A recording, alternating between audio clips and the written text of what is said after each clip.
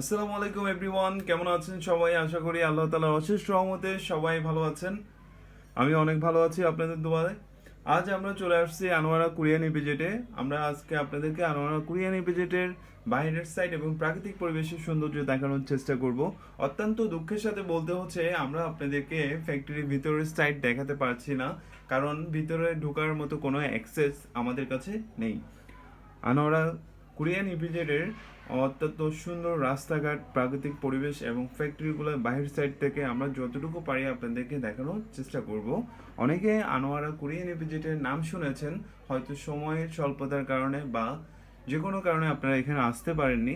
আমরা তাদের জন্য ভিডিওটি বানিয়েছি। আশা করি এই ভিডিওটি আপনাদের ভালো লাগবে। Thanks for watching.